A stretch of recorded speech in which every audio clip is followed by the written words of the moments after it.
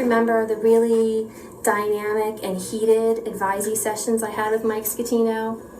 Very often he would throw things on the floor, run out crying. It was really hard for me to kind of teach him anger management.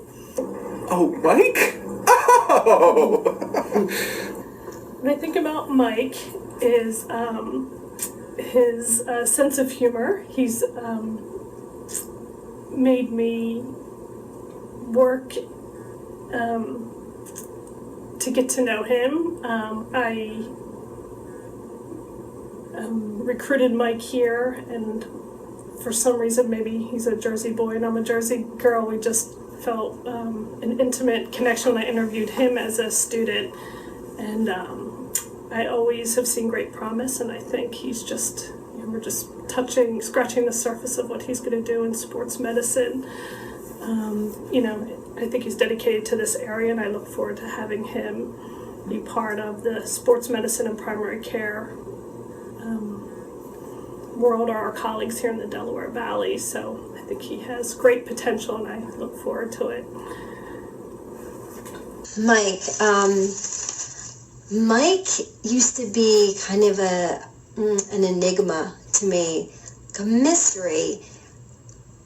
Really nice, very professional, but sometimes I questioned if he were human sometimes. He was just maybe too good looking, too well dressed, too composed. I actually had a lot of time to work with Mike this year in the Wellness Center, and he is sensitive and he's caring, I think, beyond what people see on a day-to-day. And he's got his interest in sports and his passion there, but he's a solid clinician, and I'm glad he's sticking around. Most of the time I'm wondering, what was that a joke?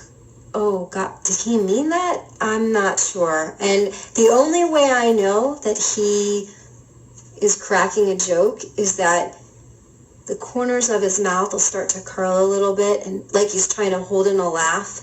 And then he will start to do that laugh that's sort of very gyrating, like you can't hold it in laugh, but not a lot of noise coming out. It's the Mike silent laugh with the knee slap. I know some of you know what I'm talking about. It's rare, but it's worth the wait. Fun of that, but he is steady as a rock, cool as a cucumber. What else can you say about Mike? He's just one of those people that's like quietly competent, just does his business and gets out. Chicago? Mike Schettino is, I think my first vision of Mike Schettino, which is, I'm sure a lot of people's vision of Mike Schettino, was I walked in on him when he was charting and the room was completely pitch black. Mike Schettino,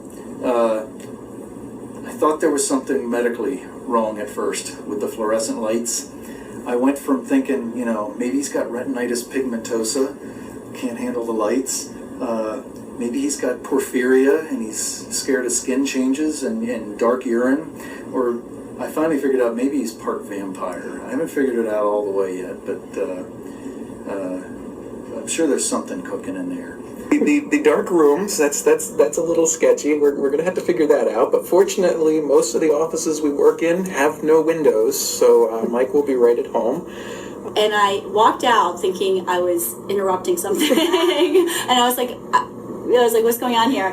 It's a good thing he didn't have that on his application. As I got to know Mike through the years, it is actually not that at all. The light thing is just a light thing, and just dependable, solid. You would get the job done. There was never a question about it. So, in my mind, that's how I see him. Schettino is probably our most wired physician in this group, and by that I mean electronically attached. He is on the computer at the same time that he's got his PDA cooking and looking up sports and listening to episodes of the, was it The Sopranos? No, Oz was his thing.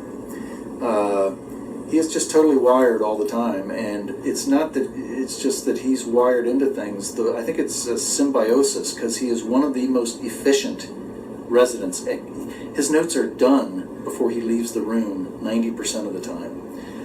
And then he can come back and rattle off 8-10 patients that he precepted and cut right to the chase. He is a master of efficiency and office mechanics.